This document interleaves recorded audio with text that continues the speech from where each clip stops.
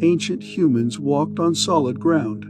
They assumed everything below stayed solid forever. Rock meant permanence, stability, something you could count on. This comfortable assumption lasted thousands of years. Then scientists made a discovery that would terrify anyone who really understood it. Deep beneath your feet, solid rock melts, completely. It transforms into liquid fire hot enough to melt metal in moments. The evidence comes from an unexpected source: diamonds. These precious stones form at crushing depths where rock begins losing its solid structure. Scientists discovered something trapped inside their crystal lattices. Tiny pockets of ancient magma, actual samples of liquid rock sealed away for ages. This underground melting happens far below the surface. Pressure grows monstrous down there. Heat climbs into the kind of range that turns rock soft, then fluid. But here's where the process turns nasty. When water seeps down from the surface, it hits that hellish zone. It acts like a chemical trigger. The rock gives in more easily. What emerges isn't just melted rock. It's a complex liquid carrying dissolved gases under crushing pressure.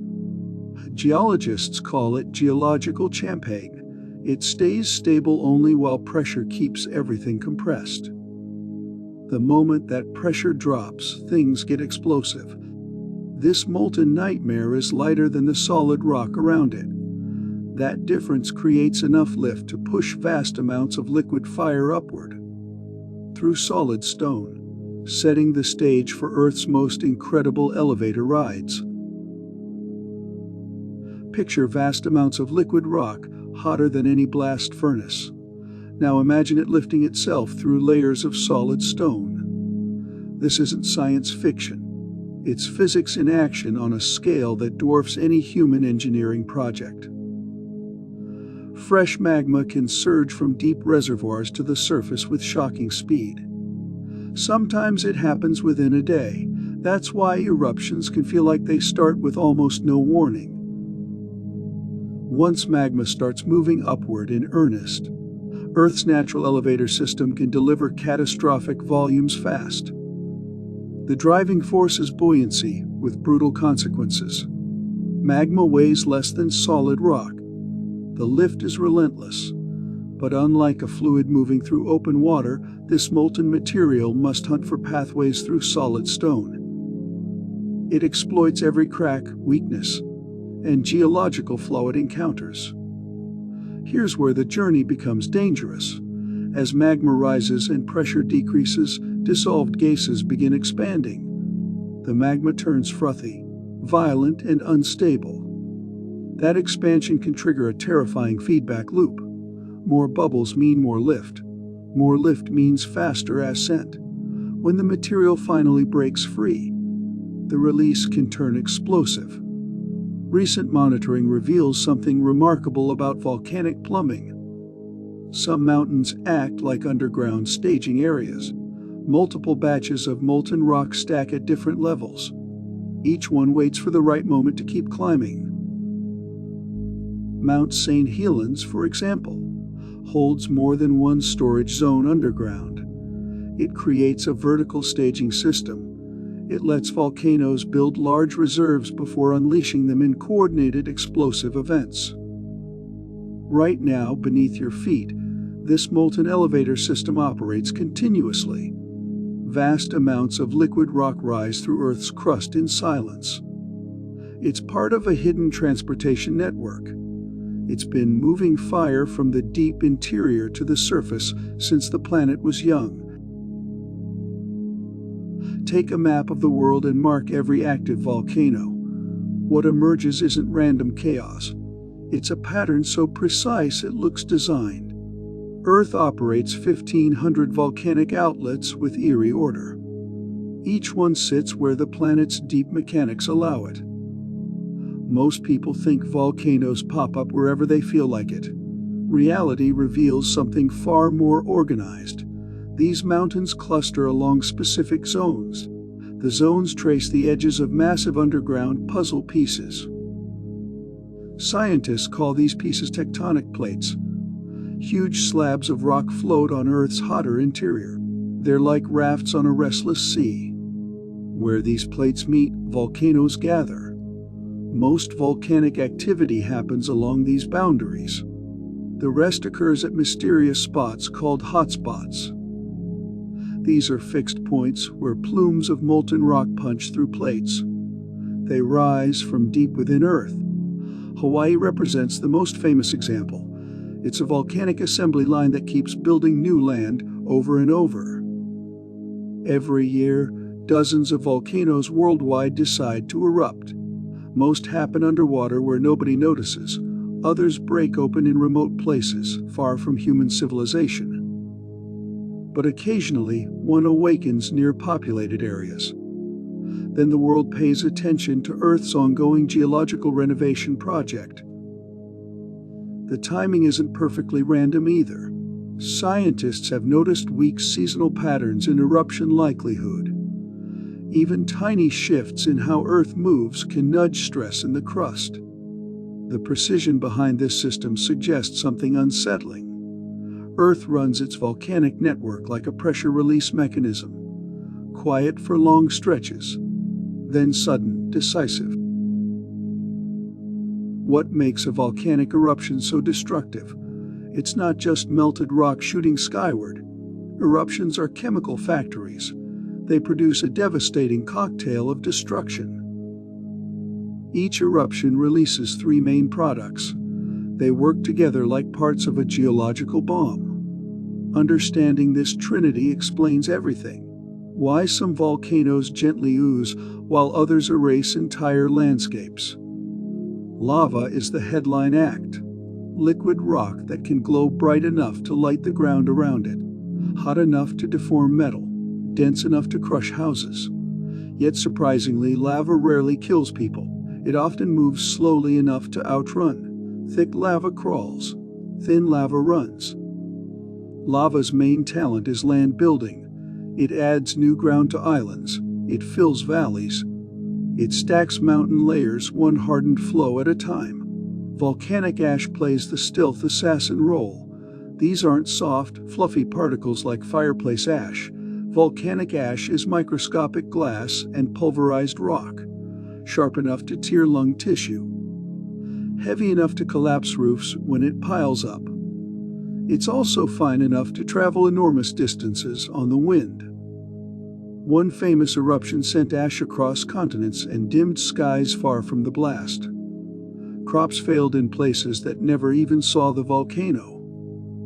Cold, dark weeks followed. Volcanic gases provide the real explosive power. Water vapor dominates the mix, along with carbon dioxide and sulfur dioxide. These gases stay dissolved in magma under high pressure underground, trapped and compressed. When magma reaches the surface and pressure drops, gases expand violently. That expansion provides the punch. It hurls ash high into the atmosphere. The more gas trapped inside the magma, the more violent the eruption can become. The deadliest combination occurs when all three components work together. Gas-rich magma drives explosive eruptions that generate massive ash clouds. Those clouds can collapse under their own weight. They race down mountainsides as pyroclastic flows. Avalanches of superheated gas, ash, and rock fragments. They move too fast to escape. Nothing survives in their path. Draw a circle around the Pacific Ocean. Mark every major volcanic eruption from the past century. You've just outlined one of Earth's most organized geological features. The Ring of Fire, a planet-spanning volcanic highway that controls 75% of the world's explosive activity. It doesn't wander. It holds its shape. This isn't a ring of actual fire. It's a chain of volcanoes strung around the Pacific Ocean's edges. Starting in New Zealand, it runs through the Philippines and Japan. It continues through Alaska's Aleutian Islands, then down the western coasts of North and South America. Some countries along this route host vast fields of active peaks. The numbers are staggering even without counting them. What creates this circular pattern? The Pacific sits on top of an enormous tectonic plate. That slab of seafloor spreads outward from underwater ridges. As it moves, its edges dive beneath surrounding continents. The sinking rock descends into hotter zones. It breaks down, melts, and helps generate magma that rises to form volcanoes. The ring of fire acts like a recycling system. Old seafloor gets consumed and transformed into new volcanic rock. The process has been running for ages. Mountains along the Andes, the Cascades, and Japan exist because of this. Even the fertile soils that feed millions began as ash and shattered rock. This same zone produces most of the world's earthquakes too. The collisions that build volcanoes also grind and snap the crust. In places like Japan, the ground can twitch again and again as plates scrape past each other. California's San Andreas Fault marks another section where plates slide. Different motion, same restless boundary. Perhaps most remarkably, this volcanic assembly line keeps working. Year after year, decade after decade, it reshapes coastlines, builds mountains, and reminds the surface that the deep earth never really sleeps. Imagine the most extreme kitchen you've ever seen. Now multiply that heat by about 50. Deep beneath Earth's surface, nature runs cooking facilities that would make any chef weep with envy and terror. These underground kitchens transform solid granite, basalt, and limestone into liquid fire. They work at temperatures that can melt precious metals and leave steel slumping into a glowing puddle. The recipe for this molten rock soup varies by location and ingredients. Near the surface, lower pressure lets rock melt sooner. Deeper down, crushing pressure raises the bar, and the same material holds out longer. It's like trying to boil water on Mount Everest versus sea level. Physics demands different cooking conditions at different altitudes. But temperature alone doesn't tell the whole story. The original rock chemistry decides what kind of liquid emerges from the underground furnace. Granite becomes thick, sticky melt loaded with silica.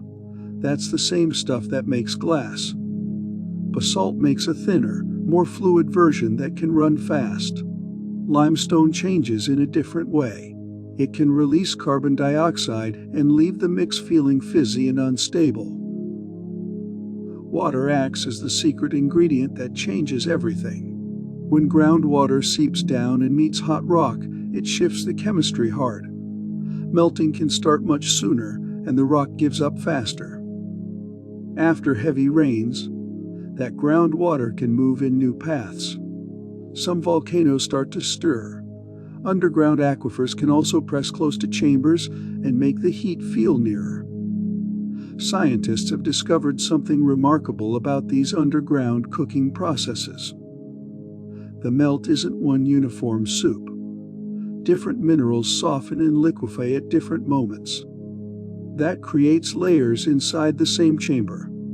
Lighter material floats upward.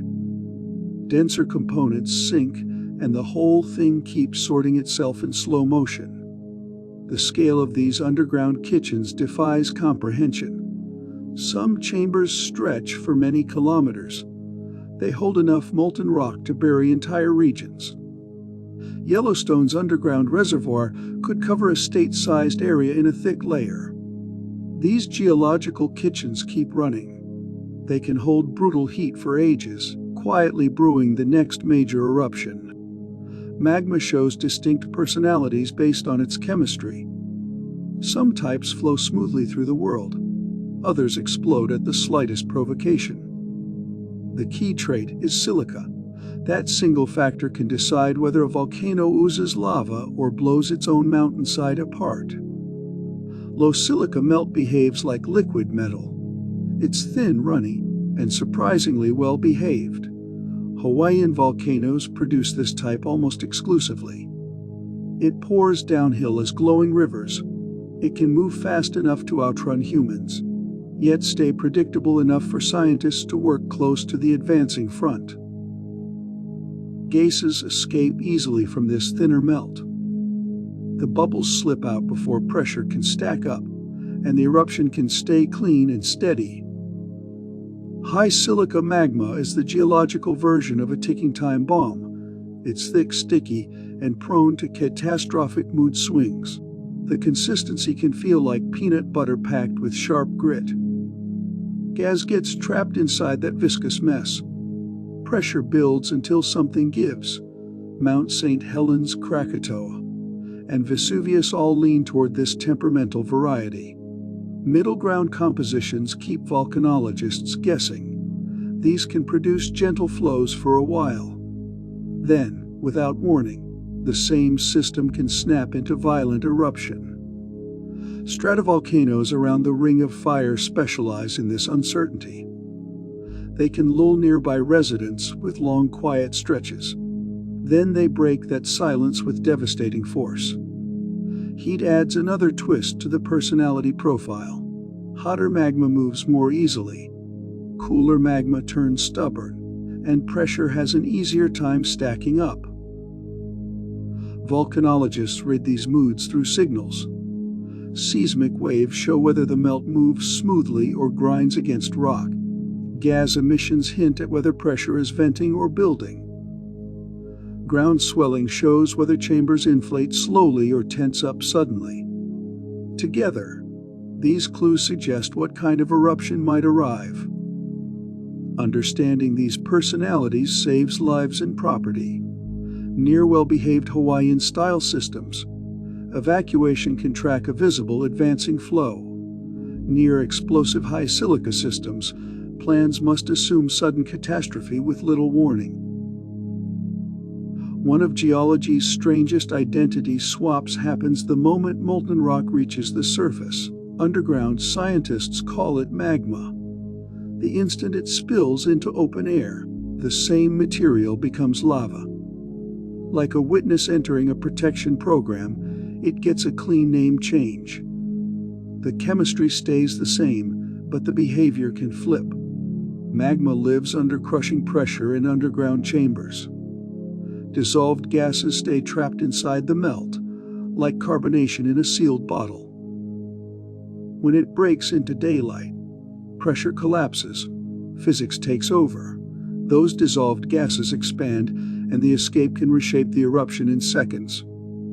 Sometimes the release stays gentle, and you get classic lava fountains. Other times it turns violent, hurling material high into the atmosphere. Temperature shifts too. Underground, the melt holds heat efficiently, wrapped in rock and pressure. At the surface, lava starts bleeding heat into the air immediately. Cooling speed decides the final texture. Fast cooling can leave smooth, glassy skin. Slower cooling allows crystals to grow and roughen the surface. Lava forms a crust almost right away. The outer shell stiffens while the interior stays molten and mobile. Stepping onto fresh crust can feel like standing on a thin, brittle lid over glowing movement. Different compositions create different surface behavior. Low silica lava can form smooth, ropey flows that advance predictably. High silica lava tends to break into chunky, blocky masses that creep and pile up. It can build unstable domes that collapse without warning. The same underground material can also express itself in opposite ways. Gentle eruptions create flowing streams. Explosive exits shatter the melt into fragments that rain down as bombs, lapilli, and ash. Magma chambers behave like massive underground soda bottles. Dissolved gases stay peacefully mixed as long as pressure keeps everything stable. Let that pressure drop as magma rises, and the whole system can turn ugly fast. The gas cocktail reads like a chemistry set gone wild. Water vapor dominates. Carbon dioxide adds fees. Sulfur compounds bring bite and sting. Together, these gases become the engine behind volcanic violence. Deep underground, pressure keeps them dissolved and invisible. As the melt rises, the gases start inflating into bubbles like microscopic balloons growing inside liquid rock. Each bubble makes the magma more buoyant. That extra lift can speed the rise. The climb can feed itself, pushing the system toward a breaking point. Gas content shapes eruption style. Low gas magma can stay gentle, with fountains that arc and spill into flows. Higher gas can throw bombs through the sky.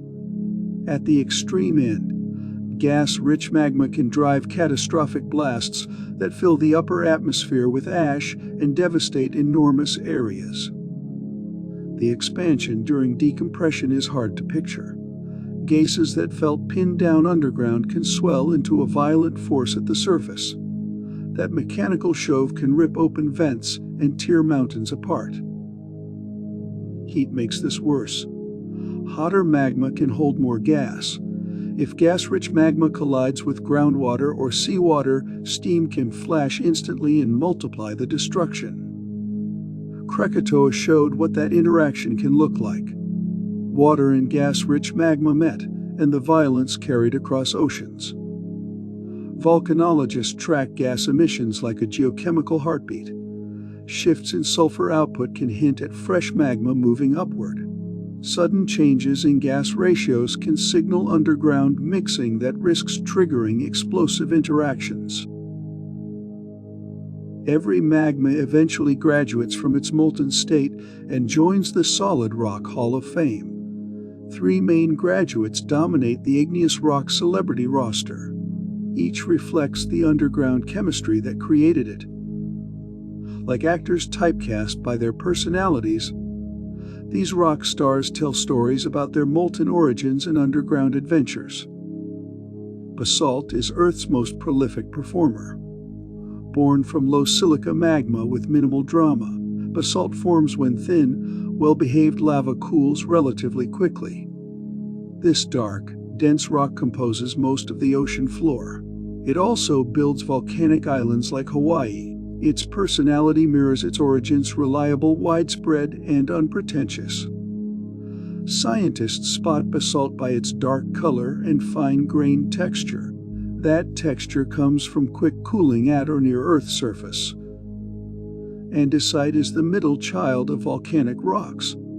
It comes from intermediate magma with a more complicated temperament. Named after the Andes Mountains where it commonly appears, andesite forms when moderate silica magma erupts with mixed behavior. This gray rock can show a split personality. Sometimes it's smooth and fine-grained. Other times it holds visible crystals that grew underground before eruption. Andesite dominates many famous explosive volcanoes around the Ring of Fire. Rhyolite stands as the aristocrat of volcanic rocks. It forms from high silica magma and often arrives through explosive eruptions. Light-colored and often packed with crystals like quartz and feldspar, rhyolite can behave like a trust-fund baby, high maintenance, unpredictable, and capable of spectacular displays. Yellowstone's underground chamber would produce mostly rhyolite if it erupted. It would bring enough violence to reshape the continent. Rock texture reveals how the story unfolded. Fine-grained rock cooled quickly and locked in tiny crystals. Coarse-grained versions lingered underground longer. Bigger crystals had time to grow before final cooling. Porphyritic textures show large crystals floating in a fine-grained matrix. They hint at a complex underground life with starts, stops, and shifting temperatures. Vesicular textures reveal gas content. Rocks full of holes once held bubbles that escaped as the lava cooled. Pumice is the extreme case. It's so riddled with empty space that it can float on water, even though it's made of rock. The size and pattern of those holes show whether gas slipped out gently or tore out violently. These rock personalities help scientists reconstruct volcanic history. Layers of different igneous rocks tell stories of changing underground conditions across vast spans of time. Basalt layers point to gentle eras, Rhyolite deposits mark catastrophic episodes. Andesite often signals unstable middle ground that could swing either way. Each rock type also shapes human life differently. Basalt makes strong building stone and road material. Andesite becomes durable construction stone favored by many ancient builders. Rhyolite can carry valuable minerals concentrated during explosive events. These graduates keep serving humanity long after their underground careers end. Some volcanoes behave like well-mannered dinner guests. They announce their intentions politely. They flow predictably. They rarely cause catastrophic surprises. Hawaiian-style eruptions represent the aristocrats of volcanic behavior. Sophisticated, elegant, and surprisingly civilized for geological phenomena involving liquid rock. Hawaiian volcanoes have perfected the art of gentle lava delivery. Instead of explosive tantrums, they produce graceful lava fountains that arc high into the air. These fountains create mesmerizing displays where glowing droplets trace clean curves against dark volcanic skies. The lava flows downhill in predictable rivers of fire. It moves slowly enough that scientists can approach close to the advancing front. Some flows move at walking pace. Others barely creep at all. Kilauea Volcano has been demonstrating this civilized behavior for decades. It maintained steady lava production without major explosive episodes. It created new land at a steady pace. Visitors can literally watch Hawaii growing before their eyes as lava flows enter the ocean. They solidify into fresh volcanic real estate. This is one of the few places on Earth where humans can safely watch geology in motion. Strombolian eruptions add just enough excitement to keep things interesting, without crossing into dangerous territory. Named after Stromboli Volcano in Italy, these eruptions produce regular lava bombs that arc through the air every few minutes. Think of them as volcanic hiccups. Brief, moderately dramatic, but manageable for observers who keep a respectful distance.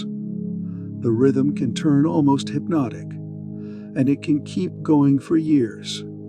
These gentle giants stay well behaved with thin, runny magma that lets gas leak out instead of piling up behind a plug.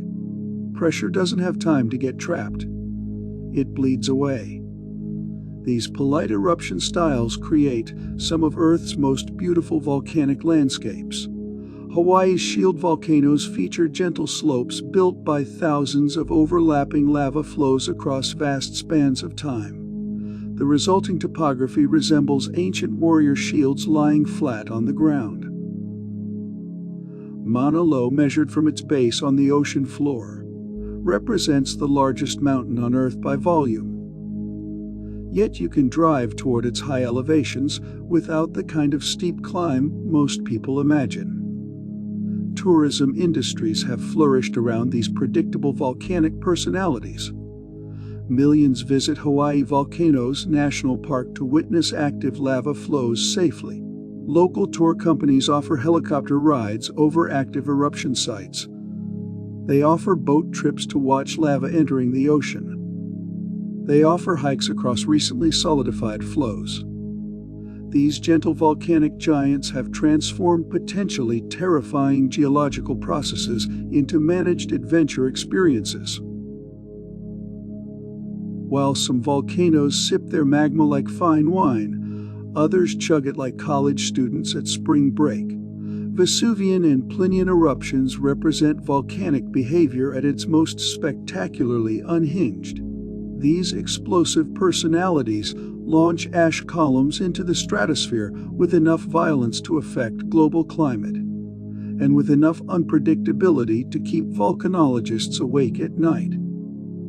Vesuvian eruptions earned their name from Mount Vesuvius, the Italian volcano that demonstrated catastrophic explosive potential by burying Pompeii and Herculaneum in 79 AD. These moderate to large explosive events throw ash high above weather systems. The eruption columns can collapse under their own weight. They create deadly pyroclastic flows that race down volcanic slopes faster than any human can run. Plinian eruptions take explosive violence to genuinely terrifying extremes. Named after Pliny the Younger, who documented the Vesuvius eruption that killed his uncle. These events can punch ash so high that it spreads far beyond the region, and it can linger in the upper air. The explosive mechanism behind these volcanic tantrums involves sticky, silica-rich magma loaded with dissolved gases under tremendous pressure. The gas wants out. The magma holds it in. The moment the seal gives, the release comes hard. Pyroclastic flows are the most terrifying part of these explosive personalities. These ground-hugging avalanches of superheated gas, ash, and rock fragments move with shocking speed. They stay hot enough to glow. Nothing survives direct contact with pyroclastic flows. They incinerate forests, melt roofing, and can even cross water by riding on cushions of steam. The unpredictability of explosive eruptions makes them particularly dangerous for nearby populations. Mount Vesuvius can shift from dormancy to disaster in days or weeks. The Mount's steep. Helen's eruption showed how quickly the mood can turn. From minor steam bursts to a catastrophic blast, the arc can be brutally short. Modern monitoring helps, but explosive volcanoes can still leap ahead of expectations. Recent Plinian eruptions have provided sobering demonstrations of global impact potential.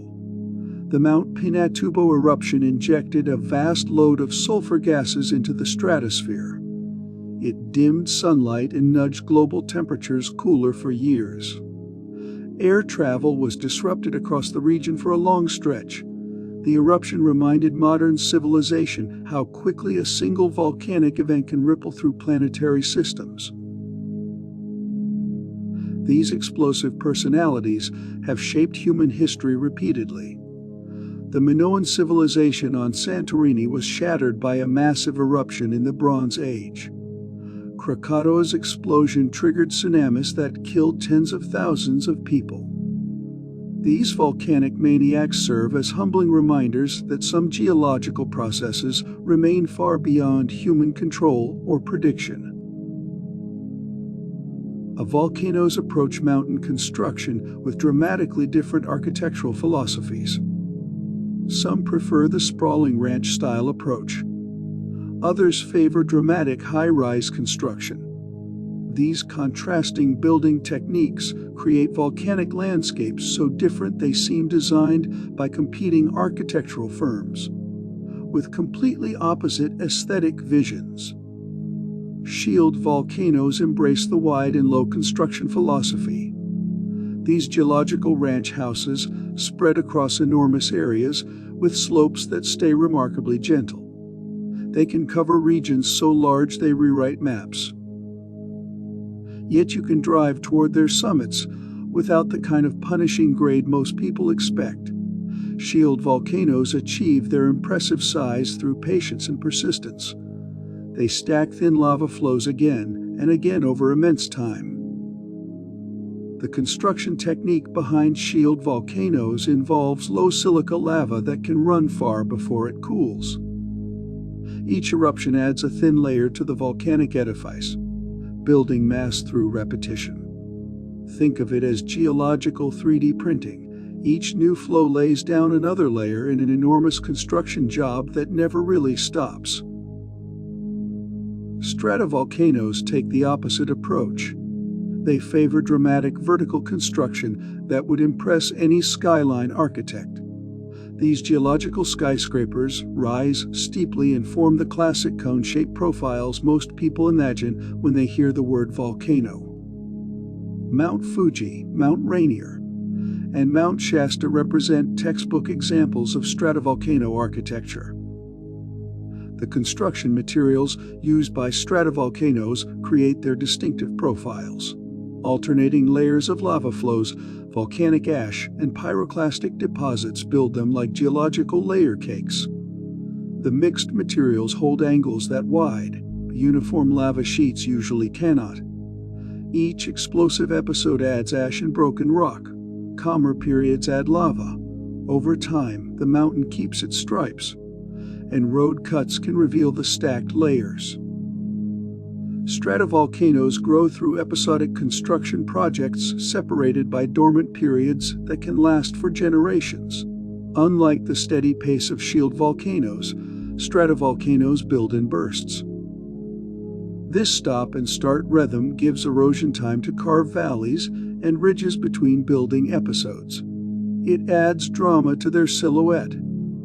These contrasting building philosophies create different hazard profiles for nearby populations. Shield volcanoes threaten property through slow-moving lava flows that destroy what they touch but rarely trap people. Stratovolcanoes carry a more tangled set of dangers: pyroclastic flows, lahars, explosive blasts, and ashfall can reach far beyond the slopes. Understanding volcanic architecture helps scientists assess long-term hazard potential. Shield volcanoes tend to stay consistent. Stratovolcanoes can flip personalities.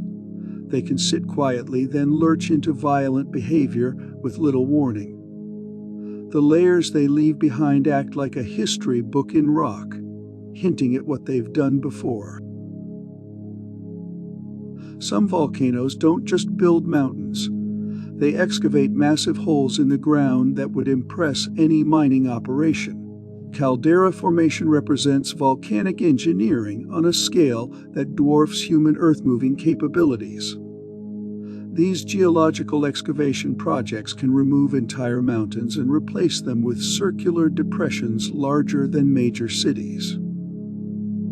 Calderas form through a process that sounds like science fiction but happens again and again across Earth's history. Huge magma chambers near the surface drain during catastrophic eruptions. The underground support weakens.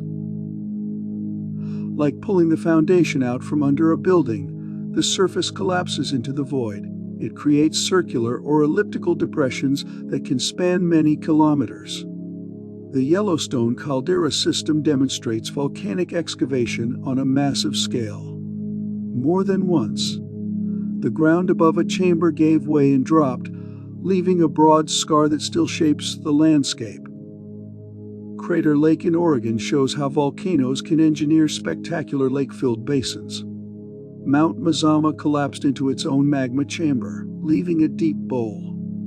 Over time, rain and snow filled it with clear, cold water. The lake's intense blue comes from depth and purity. The water holds light in a way that feels almost unreal. The mechanics of caldera collapse involve forces that stagger the imagination. When a chamber empties fast, the roof can no longer hold. The collapse can hit in a rush. Vast slabs of surface rock plunge downward. The ground shakes. Additional blast can follow.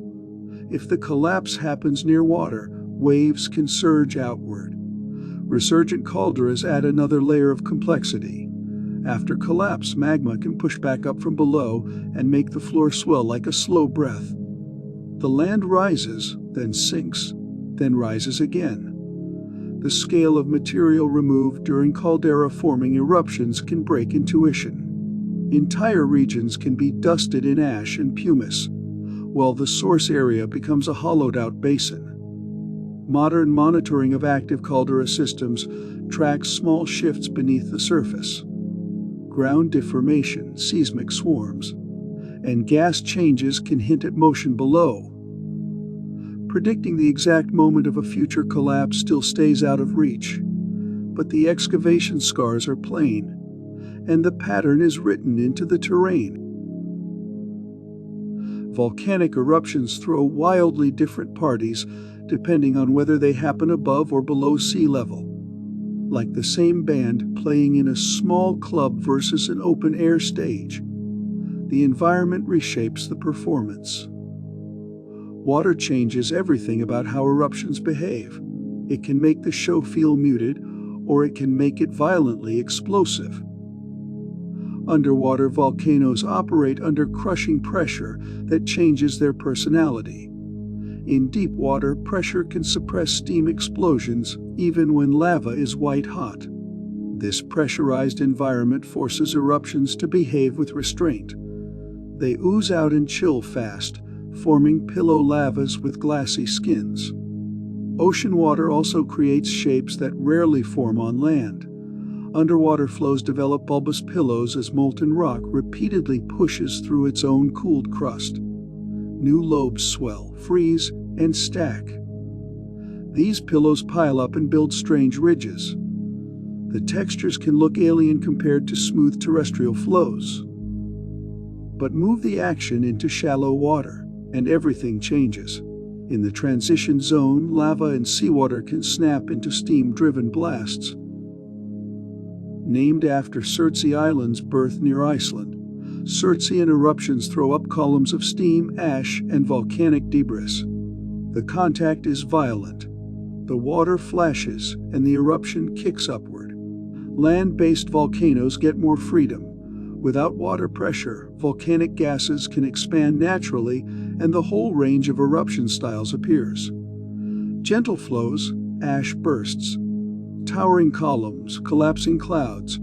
On land, classic features like cinder cones, lava domes, and thick pyroclastic blankets can build without the ocean tamping them down. The zone where a volcano nears sea level becomes a shifting stage. The same system can ooze quietly at depth, snap into steam blasts in shallows, then behave like a typical land volcano once it rises above the waves. Kilauea's ocean entry points show the transition in real time. Where lava meets the Pacific, steam and shards erupt in short bursts, and new land hardens quickly at the shoreline. The global footprint differs too. Many submarine eruptions pass unnoticed. Big land eruptions can ground flights and tint skies far away. Yet underwater eruptions are far more common. Much of Earth's volcanic activity happens along the seafloor, where new crust is born in the dark. Understanding environmental controls helps scientists read old volcanic rocks. The stone keeps clues about whether it formed underwater or in open air. That distinction matters most near coasts, where changing sea levels can shift how a volcano behaves. Deep beneath volcanic mountains, Earth runs pressure cookers no kitchen could handle. Magma chambers hold molten rock under crushing force. Pressure builds until the rock stops cooperating. Unlike a real pressure cooker, there's no neat valve to ease things down. The release is blunt and violent, an explosive eruption. The buildup starts quietly. Fresh magma intrudes into a chamber. It adds volume to a space that can't easily expand. Surrounding rock holds for a while. Then stress opens fractures. Pressurized magma finds those cracks and starts moving upward. Scientists track the swelling with sensitive instruments. They watch for tiny ground shifts. The surface lifts, almost like it's taking a slow breath. Mount St. Helens showed what failure looks like in 1980. Weeks of bulging rock gave way. The north flank ruptured, and the blast tore the mountain open. The summit dropped by hundreds of meters. Forests vanished across a wide sweep of land. The scene looked scraped raw. Underground, the chamber can hold pressures far above the air outside. It keeps climbing until the surrounding rock reaches its breaking point. When the break comes, release is near instant. Magma and gas surge outward at brutal speed. The sound and force arrive together. Heat makes the trap worse. Hotter magma holds more dissolved gas. It also expands harder against the chamber walls. Heat also weakens the rock around the chamber. Containment softens as pressure rises. The system tightens toward a snap. Modern monitoring watches for that tightening. Deformation, quakes, and gas shifts all matter. Satellites can catch ground motion down to tiny steps. Still, timing stays slippery. Rock strength changes across short distances. A chamber can hover close to failure, then stall. Afterward, the deposits tell the story. Explosive layers look rushed and violent. Pyroclastic flows leave signatures of fast, heavy emplacement. Those layers preserve hints of speed and volume. They point back to the pressure that drove everything upward. Water and molten rock make one of nature's most explosive pairings. When groundwater hits magma at 1000 degrees Celsius, it flashes to steam. The mountain can come apart from the inside. It's the steam engine idea scaled to disaster. Pressure forms faster than the rock can adjust. Water seeps down through fractures. It meets magma or rock that's still blisteringly hot. Vapor forms instantly, and volume swells in a blink. That expansion punches shock waves through the rock. The force can exceed what solid stone can hold.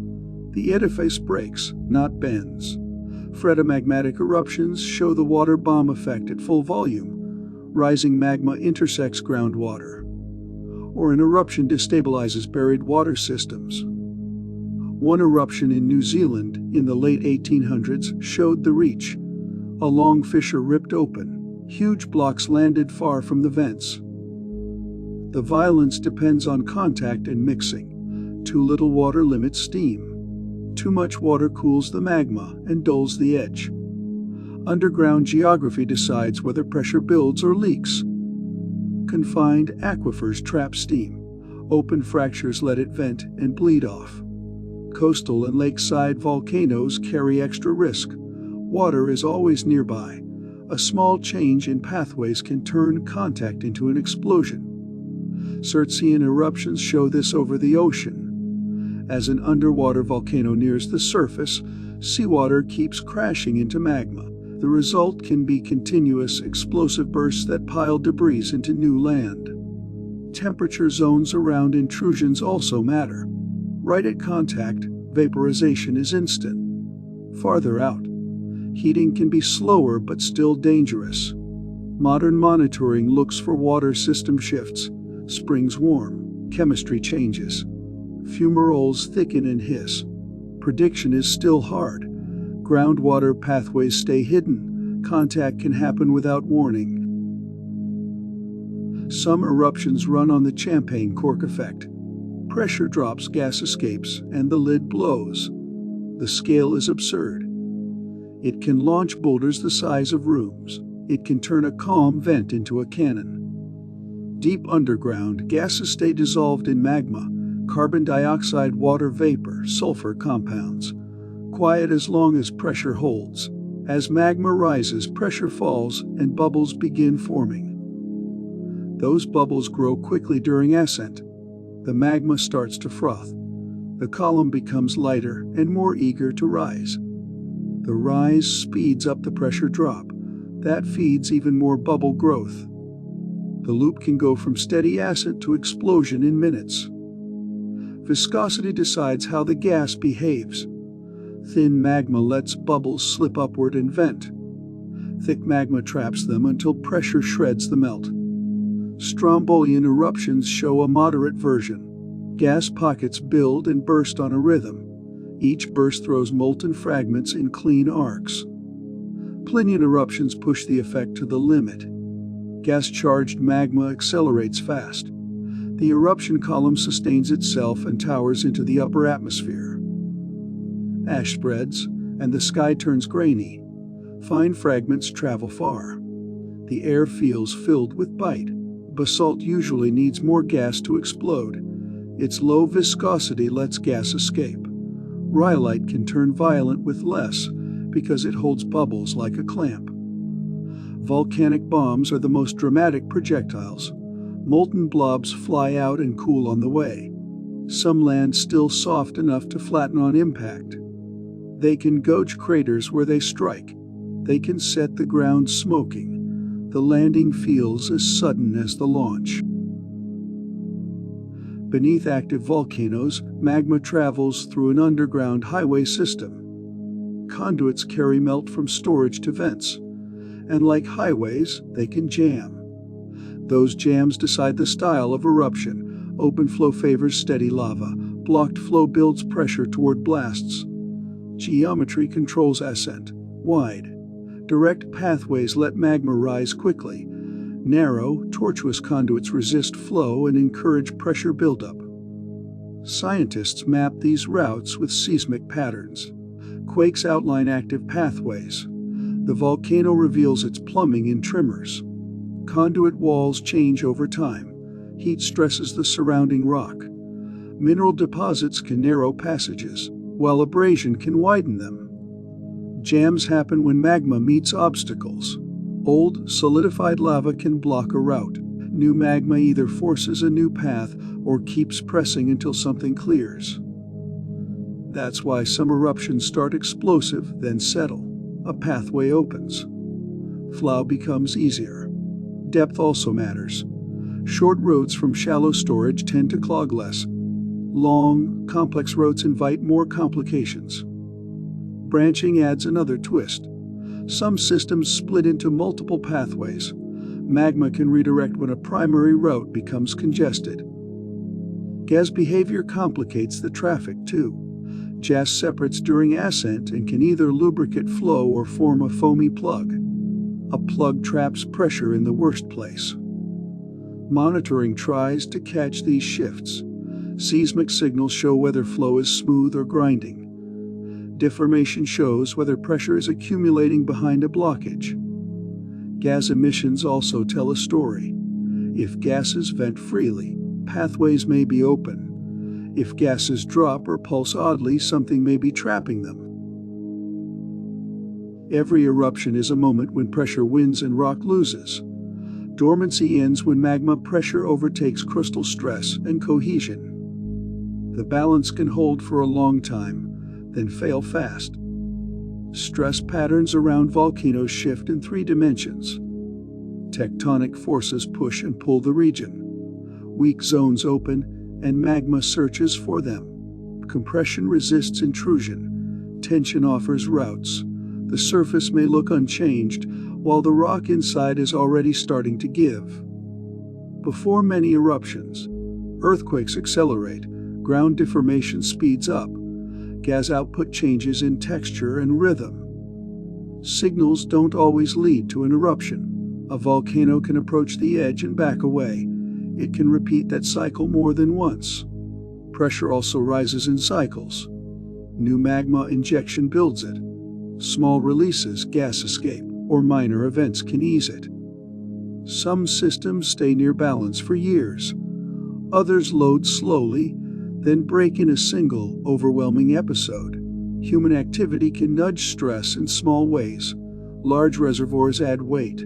Drilling can change fluid pressures near hot rock. Those influences are minor next to tectonics. Still, they can add noise to a system already under strain. For communities nearby, the practical goal is early warning.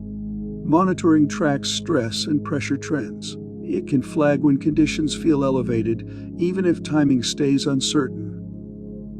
When the tipping point finally arrives, the window can be short. Staged responses matter. Leaving early can be the difference. Yellowstone operates like nature's ultimate reset button for the North American continent. On rare, slow cycles, this geological monster wakes from its deep sleep. When it does, the land above it stops feeling permanent. The last time Yellowstone pressed this reset button, the eruption emptied a staggering volume of rock and magma. The scale is hard to hold in your head without your sense of distance bending. Yellowstone doesn't build a traditional volcanic mountain. Instead, it leaves an enormous hole in a ruined, blasted zone around it. The ground looks intact until you picture what was removed. Beneath the park, the magma system stretches far in more than one direction. It holds enough molten rock to swallow a Great Lake, and it sits close enough below that deep starts sounding like a joke. Over a very long time, Yellowstone has produced multiple major eruptions. Each one changed the landscape in ways that still echo across the region. Ash once traveled farther than most people imagine, carried on high winds. Today, monitoring shows the system still moves. The caldera floor rises, then settles again, like a slow, uneasy breath. Some areas feel hot enough that boardwalks aren't a convenience. They're a barrier. In the worst case, the next major event would be violent, fast, and wide. People near the center wouldn't get a second chance. Farther out, ash would turn daylight dull and the air harsh. Flights would detour, then stall, as skies filled with abrasive grit. Farms downwind could choke under the weight. Seasons could feel off for a while, even far away. Yet Yellowstone doesn't feel like a countdown clock. The ground's restless motions fit the background behavior of a system like this. It's a place that stays alive without being on the edge. So the park remains what it is: a beautiful surface over something immense. Steam rises, water boils, and the earth keeps shifting in slow silence. The reset button is still there, but it isn't being pressed today. Mount St. Helens performed a brutal act of self-surgery in recorded American history. In one catastrophic moment, it removed its own summit and changed shape forever. The mountain went from clean symmetry to a raw, torn crater. That looked like someone had taken a massive bite out of the landscape. In the weeks leading up, the mountain didn't sit still. A bulge grew on one flank, pushing outward day after day. The slope looked swollen, tense, and wrong. Magma was forcing its way into the mountain's body. Pressure built under the skin of rock, with nowhere comfortable to go. Scientists watched the shape change, and the silence felt loaded. When the release came, it came hard. A violent quake triggered a massive landslide, and the mountain collapsed on itself. The sudden opening let the eruption punch sideways instead of straight up. The blast raced outward and erased a wide swath of forest in minutes. Trees dropped in a single direction, like a field flattened by one shove. The air filled with ash and grit, and the sky turned heavy.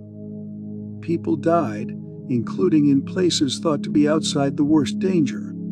The mountain didn't follow the neat patterns everyone wanted. It taught the region how quickly a safe map can become useless.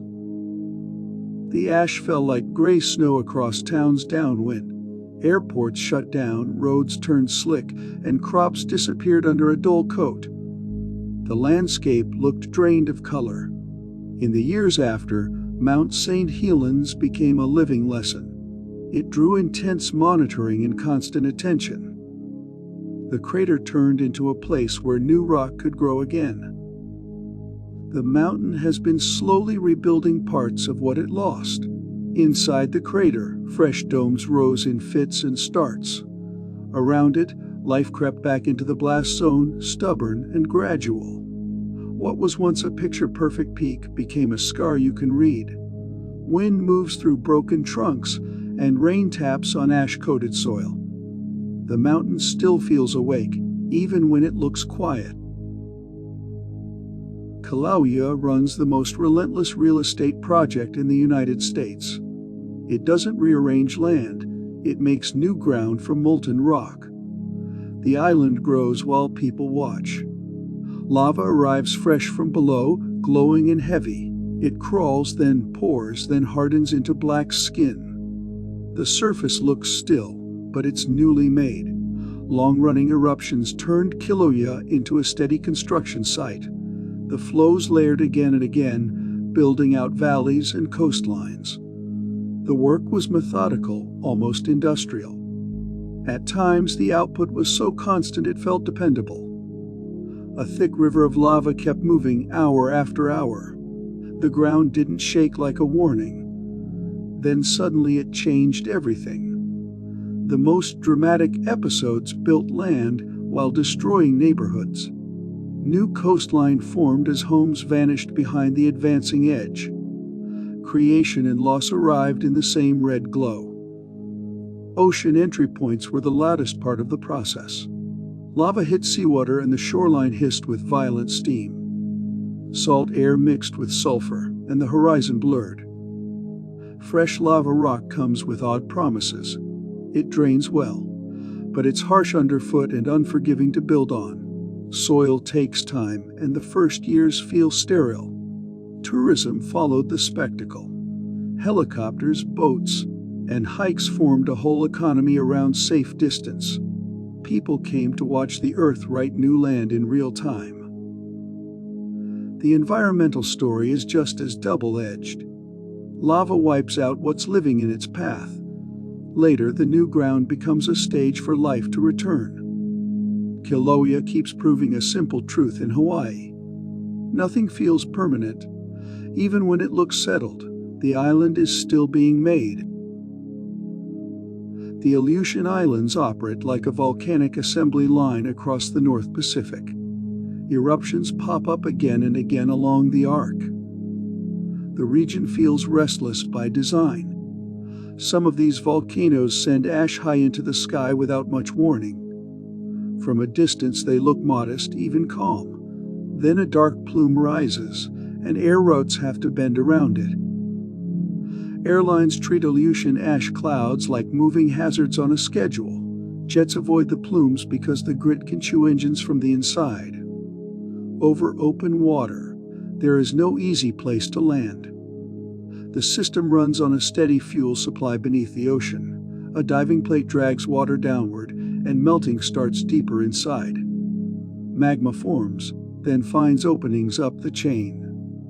Sometimes an Aleutian volcano exceeds its usual rhythm. Ash climbs higher, flows race down slopes, and the sea-adjacent air turns dirty. Even remote mountains can reach far beyond their shore. The isolation makes monitoring hard. Many peaks sit on empty islands with hostile weather and limited access.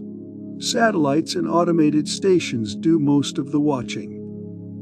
One historic eruption in this region stands out as a giant of the modern era. Ash buried nearby communities under a thick gray blanket. Steam rose from fresh deposits for years, turning valleys into smoking ground. Big eruptions here can also change the feel of weather beyond Alaska. Fine particles and sulfur haze drift high, then spread out. Skies dim slightly, and seasons can feel a bit colder. The Aleutians remain one of America's most consistently active volcanic regions. The assembly line keeps running even when no one is looking. Across that long arc, the Earth keeps exhaling. The Cascade Range operates like a magma supply line along the western edge. Volcanic peaks stand spaced out like sentries, quiet but not dead. They share a deeper source, even when they behave differently. Mount Rainier anchors the northern end with heavy ice and steep slopes. That ice changes the danger in a heat-driven event. If melting comes fast, mud and rock can surge down valleys. Mount Shasta dominates the southern end with a clean cone and big presence. It rises above the surrounding land and makes its own weather feel. From far away, it looks stable, almost polite. The Three Sisters show how multiple outlets can sit close together. They share deeper plumbing while expressing different surface personalities. Recent ground changes suggest pressure may be moving again. Mount Hood stays under tight watch because people live nearby. It vents steam, shakes with small swarms, then settles. The mountain doesn't need to erupt to remind everyone it's active. Lassen Peak is the corridor's most recent dramatic wake-up call. It moved from quiet to eruption without a long public warning. That sequence left clear scars around the summit. The supply line is fed by plate motion offshore. Rock dives, melts begin, and magma rises where it can. The chain keeps its slow order year after year. Millions of people live within reach of these mountains. The risks differ from peak to peak, and the details matter. But the shared theme is simple. The West is built on living geology. In calm times, the Cascades look like scenery. Snow sits still, forests hold their shape, and trails feel safe. Underneath, the supply line keeps running. Lava flows operate like the ultimate geological contractors. They stack layer upon layer of basalt. The ground quietly rises and hardens into a new surface. The Columbia River Plateau in the Pacific Northwest shows the scale of that work. Broad sheets of basalt piled up until whole regions became rock-solid floors. Hawaiian volcanoes show the same process in slow motion. For millions of years, they have kept adding land through repeat flows. The island chain keeps getting rebuilt, one pore at a time. Each major volcano carries a long construction timeline. Individual flows add thin layers like fresh concrete, then lock into stone. Fresh lava spreads across available terrain. It follows the easiest path, then stiffens from the outside inward. A dark skin forms quickly on top. That crust shelters the hotter core, so the flow keeps moving. Lava can travel far from its vent before it finally goes still. Pahoho and a flows leave two very different finishes. Pahoho cools into smooth, ropey surfaces that feel almost crafted. Cools into rough, broken fields that bite at your boots. The same volcano can switch between them. Heat, gas, speed nudge the surface towards slick coils or jagged rubble. Some lava plateaus grow beyond easy human scale. Flood basalts can spread over enormous areas. They build thick stacks of rock through repeated outpourings. In some past events, individual flows ran for astonishing distances. They kept their heat long enough to stitch far apart terrain into one continuous layer. Modern lava construction continues on volcanic islands. Tourists can watch the shoreline change in real time. New ground appears, steaming, crackling, and raw. The new land feels sturdy but unfinished. It needs time before soil takes hold and plants move in. Understanding lava plateaus helps scientists read volcanic history. It also helps hazard planners picture what happens when eruptions turn sustained and wide. These geological mega projects remind us what lava can do when the conditions stay open long enough. Continents can be reshaped without drama, just persistence. Volcanic ash works like a ruthless filing system. It drops a thin page onto the land. Then it seals the moment into the ground. Each ash layer is a clean snapshot of an eruption. It carries a chemical fingerprint that can point back to its source. Over time, those layers stack into a readable record. Tuff forms when ash piles up and gets pressed into stone. The grains tighten together under weight. The deposit becomes a solid archive. That archive can last for ages. Wind and rain may scrape the surface, but the signature inside can stay intact. Some ash layers spread so widely they become shared time markers. A single blast can dust vast regions.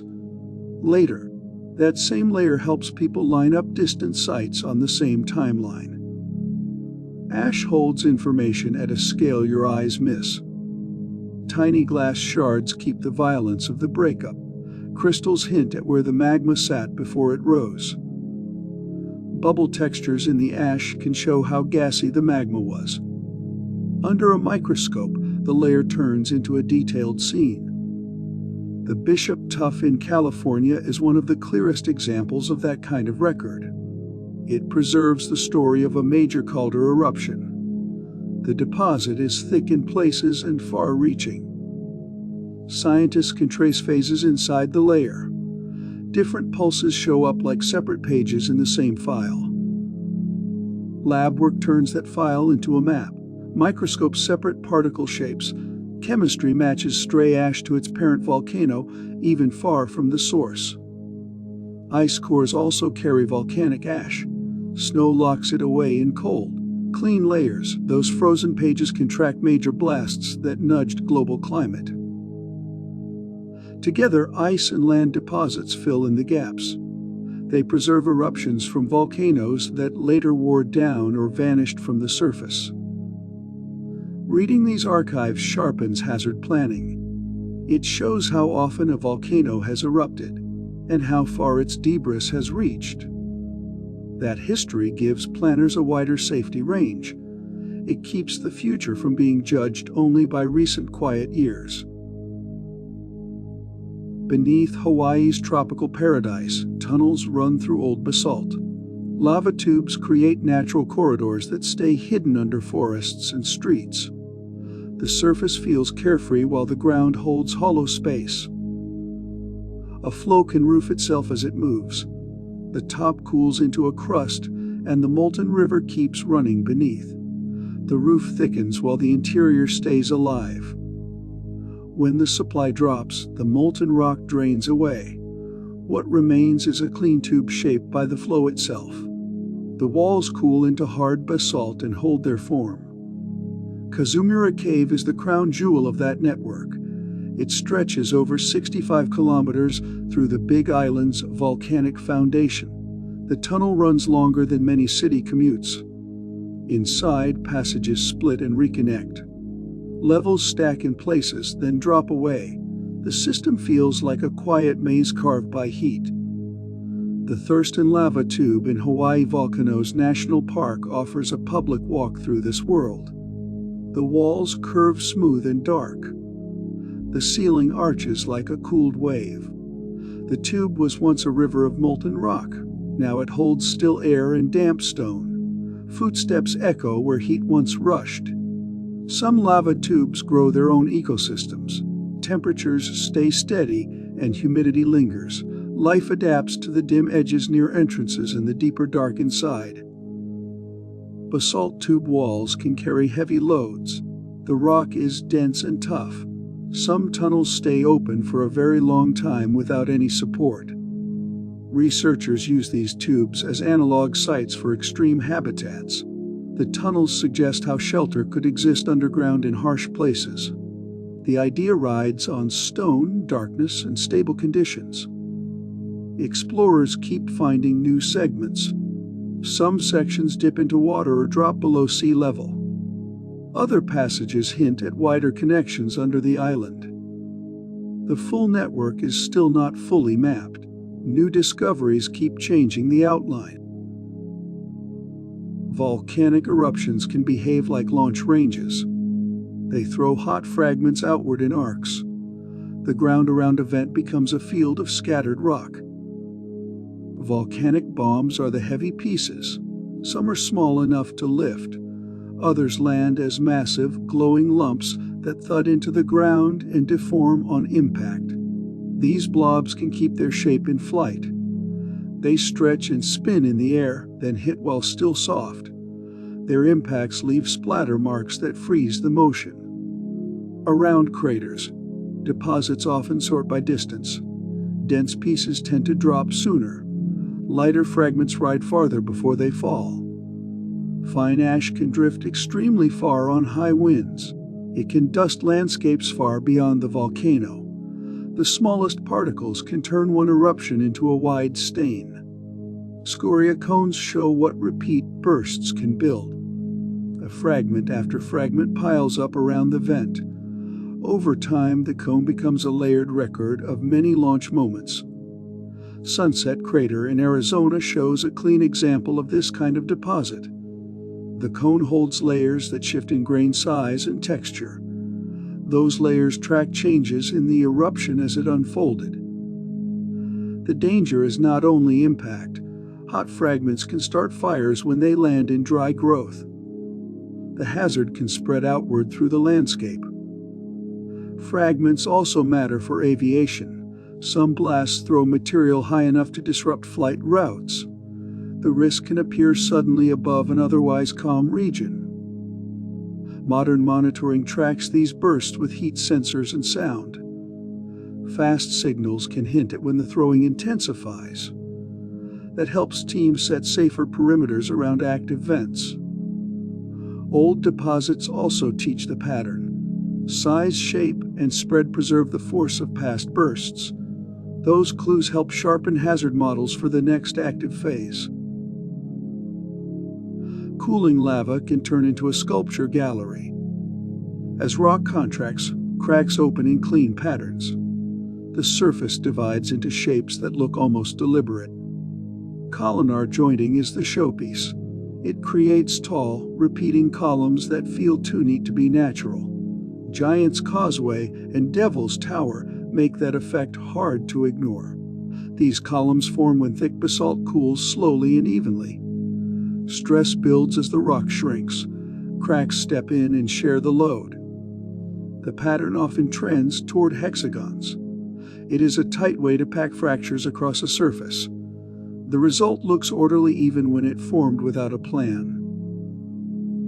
Devil's Postpile in California shows the same precision. Columns stand with consistent faces and edges. The ground can look like a stone floor cut into repeating tiles. Later, ice polished parts of the surface. It left a smooth top where the column ends meet. The geometry shows up even more clearly there. Sheet jointing creates a different look. Horizontal cracks divide thick flows into slabs. Cliff faces can peel in steps where those planes guide erosion. Cooling speed changes the style. Slow cooling grows larger, cleaner joints. Fast cooling tends to leave smaller, more irregular cracking. Very thick bodies of lava can form wide columns. Thin flows often break into tighter, messier blocks. Each cooling path leaves its own texture. These joints also steer weathering. Water slips into the cracks and pries the rock apart over time. Columns can loosen into ready-made blocks.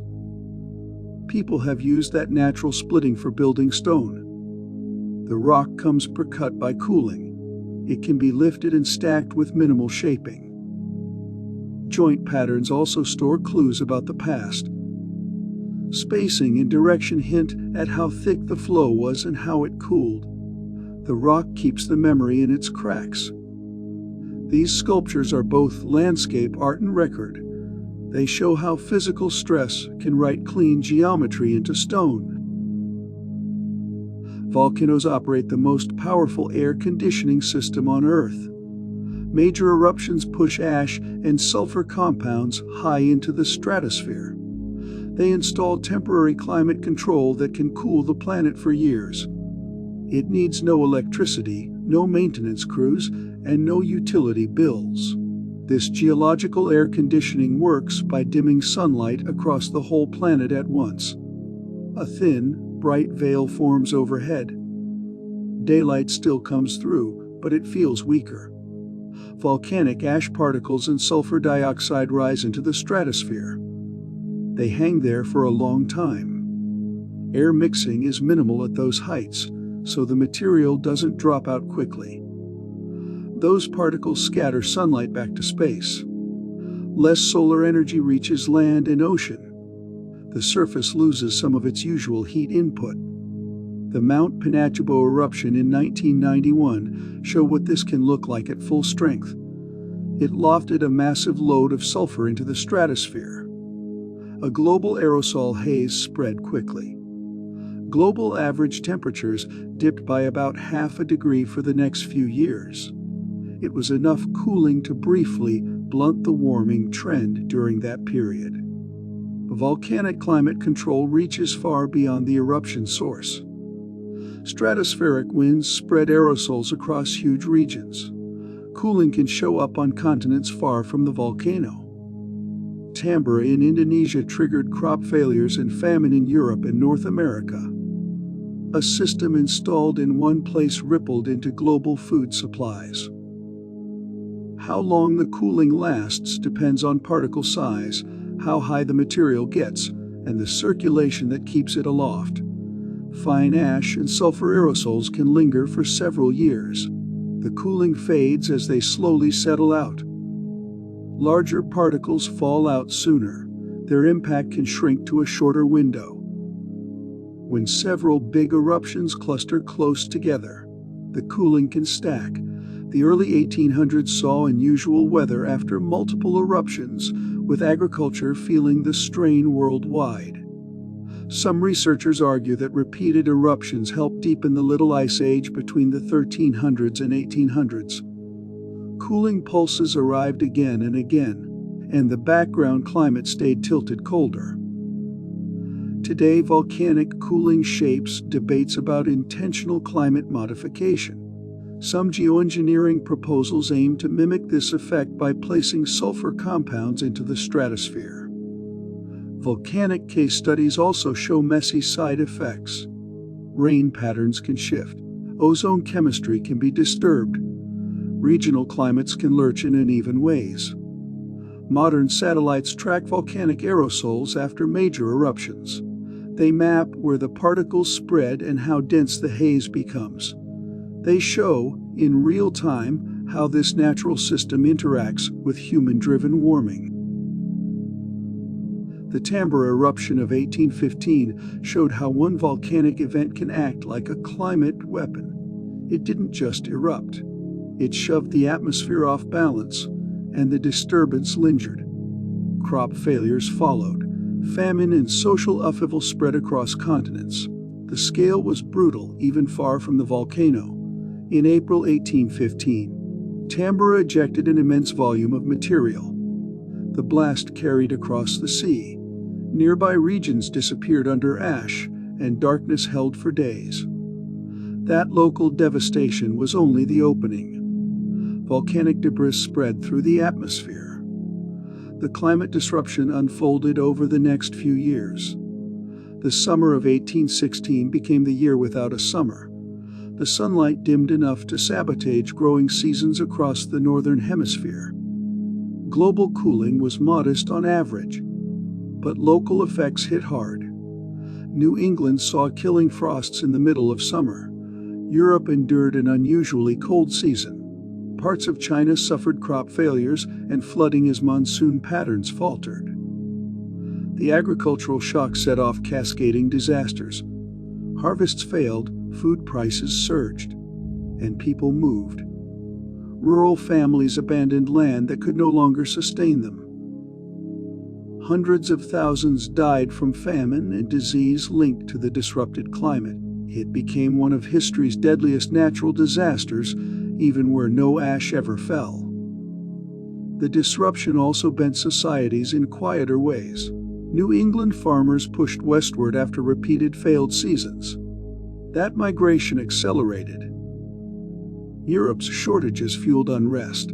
Even literature caught the mood, with Mary Shelley writing Frankenstein during a cold, dark summer retreat. Tambora revealed how eruptions can tangle atmospheric circulation and keep trouble going longer than you'd expect. Jet streams shift, monsoons wobble, ocean patterns respond, and the system doesn't snap back cleanly. Modern monitoring would have tracked the aerosol cloud and flagged the risk early. Even now, predicting the full chain of knock-on effects remains difficult. Tambora still matters as a stress test for the modern world. Models suggest a Tambora-scale eruption today could strain global food production enough to trigger international crisis, even with today's technology and trade networks. Volcanic eruptions turn the upper atmosphere into a chemistry lab. Sulfur dioxide rises into the stratosphere. It enters a realm of intense ultraviolet light, deep cold, and thin water vapor. In that environment, the gas transforms. Over the following weeks, oxidation reactions convert sulfur dioxide into sulfuric acid droplets. The droplets form slowly, then spread into a suspended haze. Hydroxyl radicals drive much of the chemistry. They start reaction chains that reshape sulfur dioxide step by step. The result is a mist of tiny sulfuric acid particles, sized to scatter visible sunlight efficiently. The El Chichon eruption in 1982 gave scientists a clear look at this process. Satellites tracked the sulfur cloud and watched it convert into aerosols. The haze persisted for years while circling the globe and cooling the surface measurably. Particle growth follows a pattern scientists can model. Tiny clusters form first, Then they grow through condensation and collisions as the haze matures. That growth takes time. Cooling often lags the eruption by weeks to months as the aerosol layer builds into its most effective form. The lab's efficiency depends on how high the sulfur gets and on the surrounding chemistry and season. Higher injections generally last longer and spread farther. Lower ones can fall back faster, shrinking the global effect. Satellites now monitor sulfur dioxide, aerosol formation, and particle sizes in near real time. The data shows how quickly the stratosphere converts raw volcanic gas into sunlight-scattering haze. This chemistry matters beyond volcanoes. Similar processes affect aircraft emissions, industrial pollution, and proposed climate interventions. Volcanic eruptions remain the clearest natural experiments in how stratospheric chemistry can bend Earth's radiation balance. Major eruptions can also weaken the ozone layer. Think of it as an assassination squad operating in the stratosphere.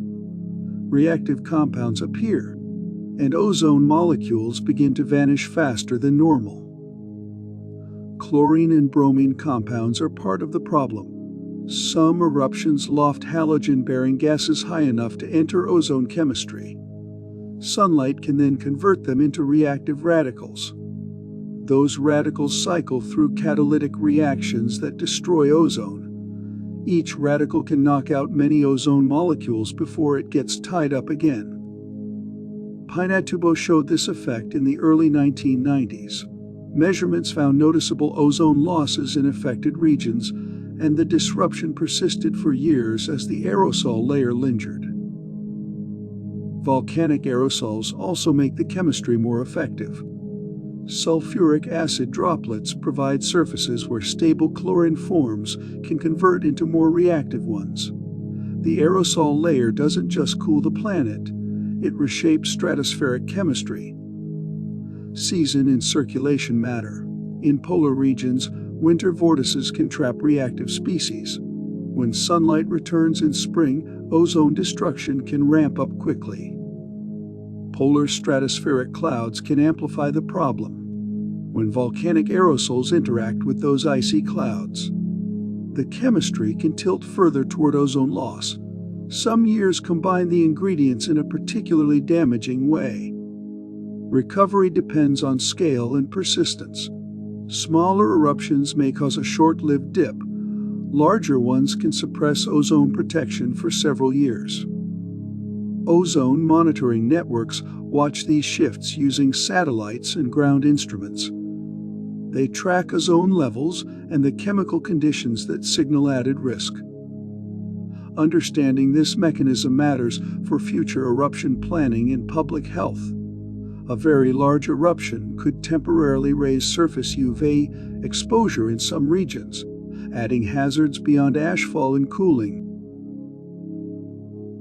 Earth's earliest volcanoes functioned as the universe's most ambitious terraforming contractors. They transformed a sterile, airless rock into a world capable of supporting life. These geological engineers ran a planetary renovation project on a scale no modern system can match. They built an atmosphere and laid down oceans through emissions so vast it makes modern engineering feel small. The air thickened. Water arrived in the sky, then fell back down. The primitive terraforming project began during Earth's infancy. The planet looked like a hellish construction site, not the blue marble we know today. Early volcanic activity ran at intensities that dwarf anything in recorded human history. These ancient contractors worked with molten rock and volcanic gases on tap. They pumped water vapor, carbon dioxide, nitrogen, and other building materials upward through relentless eruptions. Outgassing provided most of the raw materials for Earth's early atmosphere. Water vapor from countless eruptions later condensed into the first oceans. Once the surface finally cooled enough, carbon dioxide helped keep those young oceans from freezing solid. Nitrogen became the quiet bulk of the air we still breathe.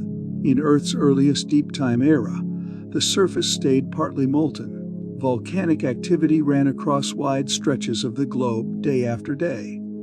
The air grew far heavier than today, then slowly thinned as the planet cooled.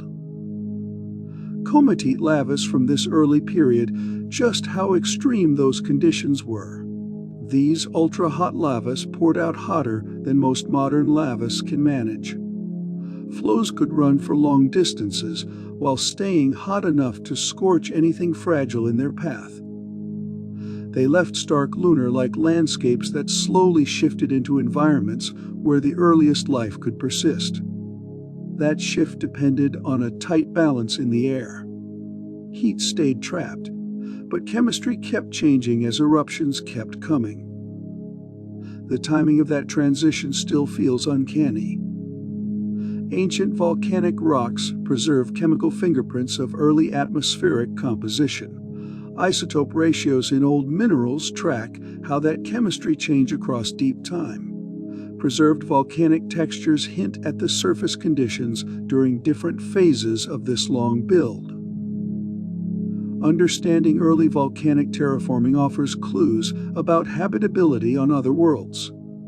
Mars and Venus also had early volcanic pulses, but they never held the same balance for long. Earth kept adjusting the air over and over across its long volcanic history. Earth's volcanic systems have spent most of their history playing musical chairs. Continental drift keeps moving the stage. Volcanic activity follows, leaving old scars behind and opening new vents elsewhere.